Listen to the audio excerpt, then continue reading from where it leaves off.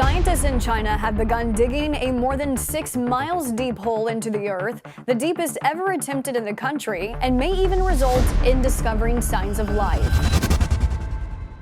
A drill rig weighing more than 2,000 tons descended into the Taklamakan Desert in northwest China, cutting through rock untouched for 145 million years.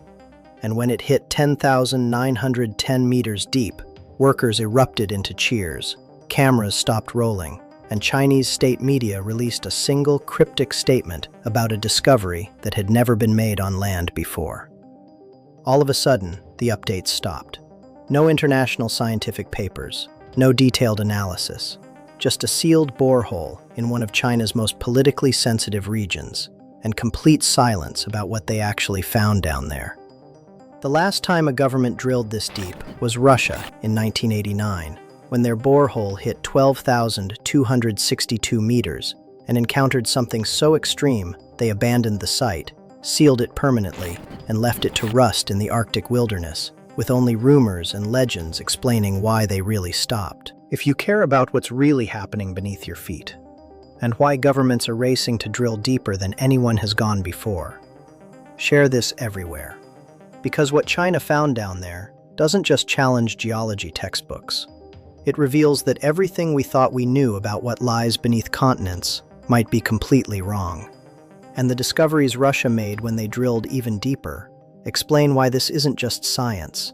It's a race with stakes nobody's talking about. Before we break down exactly what China's drill brought back from 7 miles deep, why temperatures down there shattered every prediction, and what the Russians discovered in the deepest hole ever dug that made them seal it permanently and abandon the site, subscribe to this channel for the investigations nobody else will give you.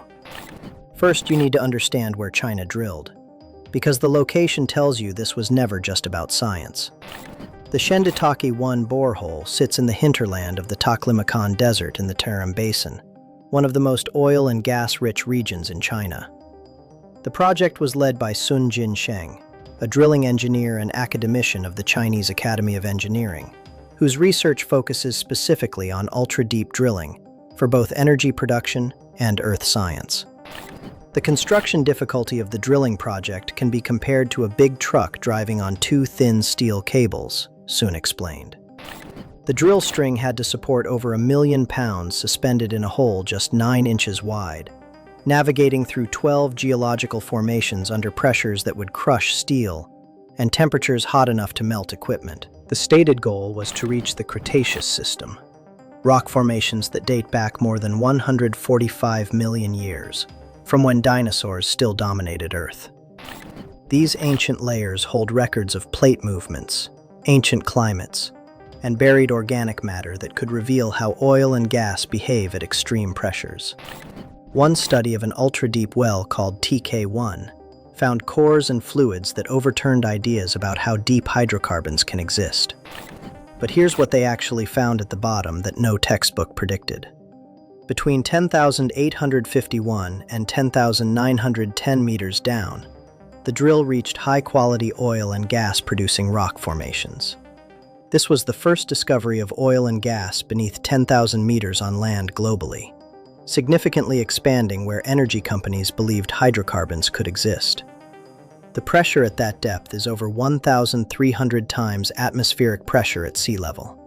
The temperature reached approximately 200 degrees Celsius, 392 degrees Fahrenheit. Chinese state media announced that the project had set 5 world records: the deepest liner cementing, the deepest cable imaging logging, the fastest drilling beyond 10,000 meters on land, and the deepest core sampling in Asia. Using core samples, rock cuttings, and logging data, researchers created Asia's first complete stratigraphic profile extending past 10,000 meters. Then the announcements stopped. No detailed scientific papers, no international collaboration, just a completed borehole in one of China's most resource-rich and politically sensitive regions. But if you want to understand what China might have really encountered down there, you need to look at what happened when the Russians drilled deeper than anyone, and what they found made them abandon the project entirely. The Kola super-deep borehole in Russia holds the record as the deepest hole ever dug by humans. Located on the Kola Peninsula in northwestern Russia, near the Norwegian border, drilling began in May 1970, the same month and year China started Shenditake 1, exactly 54 years apart. By 1989, the Kola Superdeep had reached 12,262 meters, 40,230 feet, or 7.6 miles straight down. Here's what they found that shattered every geological prediction. At around 7,000 meters deep, scientists expected the granite layer to give way to basalt, a transition called the Conrad discontinuity that seismic data had indicated should be there. It wasn't. There was no basalt, just metamorphosed granite, continuing far deeper than geology textbooks said it should.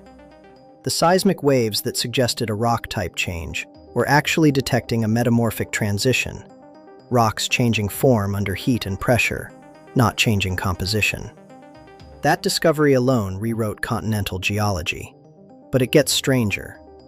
At 6,700 meters below the surface, more than 4 miles down, they found fossils. Microscopic plankton fossils. 24 species of 2-billion-year-old single-celled marine organisms, perfectly preserved in rock that had never been exposed to the surface. These microfossils were encased within organic carbon and nitrogen compounds that appear to have protected them from the intense heat and pressure. How do ocean organisms end up fossilized 4 miles beneath a continent? The answer involves plate tectonics, subduction, and geological processes operating over billions of years. Processes that weren't fully understood when drilling began. Then came the discovery that geologists said should be impossible. Between 6 and 12 kilometers deep, the drill encountered liquid water. Not trapped moisture, flowing water. Sodium chloride groundwater from 0.8 to 7 kilometers, transitioning to calcium chloride type below 7 kilometers, with salinity increasing with depth. In some sections, water levels rose by up to 80 meters, indicating active circulation. This should not exist. At those depths and temperatures, the rock should be impermeable, sealed solid by the crushing pressure of miles of overlying crust. But the rocks were saturated with water, suggesting interconnected fracture networks, facilitating fluid migration far deeper than scientists thought possible. Researchers suspected the water was being squeezed out of rock crystals by the incredibly high pressure, a process that required revising every model of how the deep crust behaves. And the drill mud that came back to the surface? It was described as boiling with hydrogen gas. Not just hydrogen, helium, nitrogen, and carbon dioxide appeared throughout the borehole. Hydrogen emissions increased with depth, predominating in the deepest sections. These gases weren't predicted. Their presence suggests active chemical processes deep in the crust that geologists are still trying to explain. But here's where the Kola project hit the wall, literally. While temperature predictions held true down to about 3,000 meters, beyond that point, temperatures climbed far higher than expected. At the bottom of the hole, temperatures reached 180 degrees Celsius, 356 degrees Fahrenheit, drastically higher than the predicted 100 degrees Celsius. The heat wasn't just uncomfortable, it made drilling impossible. After reaching 14,800 feet, rock density unexpectedly decreased. The rock had greater porosity and permeability than predicted, and paired with the extreme temperatures, the rock began behaving more like plastic than solid stone. Drill bits overheated, equipment failed, the borehole walls became unstable. In 1992, drilling stopped, not because they ran out of funding, though that was the official reason. The project faced what's called thermal runaway. The deeper they went, the hotter it got, exponentially faster than models predicted. Continuing would have been catastrophic. The hole was sealed in 2005. Today, all that remains is a rusted metal cap about 9 inches wide in the wilderness of northwestern Russia, bolted shut. The surrounding site lies abandoned. Piles of rusted instruments, yellowing papers, spilled substances of unknown origin staining the floor. Core samples from the project are stored in the nickel mining town of Zapolyarny, about 10 kilometers south, and a persistent urban legend emerged, one that reveals how little the public understands about what's actually down there. The Well to Hell hoax claimed that Soviet engineers had drilled into a cavity at 14.4 kilometers and lowered heat-tolerant microphones into the hole, only to record screaming sounds from what they interpreted as hell itself. The story spread through religious networks in the 1980s and became global. It was completely fabricated, a deliberate hoax perpetrated by a Norwegian teacher named Åge Rendelin, who wanted to expose how easily misinformation spreads. But the legend persists because the truth is almost as unsettling. Locals still refer to the Kola superdeep as the entrance to hell, claiming you can hear tortured souls if you listen at the sealed cap. The reality, rock behaving like plastic under heat, unexpected water deep in supposedly solid crust, gases boiling out of mud, is strange enough without adding supernatural elements. Now China is following the same path, and they're not stopping. In November 2024, China officially commissioned the Mengxiang, meaning dream, the country's first domestically designed and built deep ocean drilling vessel. The ship measures 560 feet long, displaces 42,600 tons, and carries a crew of 180 for missions lasting up to 120 days. Its goal is even more ambitious than Shenditake 1. Mengxiang aims to drill through the ocean crust and reach the Mohorovičić discontinuity, the MOHO, the boundary between Earth's crust and the mantle beneath. Under continents, the MOHO sits 12 to 56 miles down. Under ocean floors, it's just 3 to 6 miles down, making it theoretically reachable. The United States tried this in the 1960s. Project Mohole attempted to drill to the MOHO from a ship positioned over deep ocean. After cost overruns and political infighting, the project was terminated after reaching just 601 feet below the seafloor at a water depth of 11,700 feet. China believes they can succeed where the Americans failed. Scientists believe the MOHO is shallowest near fast-spreading ridges in the Pacific Ocean, where water is about 4,000 meters deep, and the MOHO another 6,000 meters below that. To keep such a deep hole from collapsing, drillers will pump dense drilling mud from the ship through the borehole and back, steering mud through 4,000 meters of water using a circulation system Mengxiang engineers hope to have ready by 2030. China has also announced plans to drill a 15-kilometer borehole, 9.3 miles deep, which would shatter the Kola record by an additional 2.7 kilometers.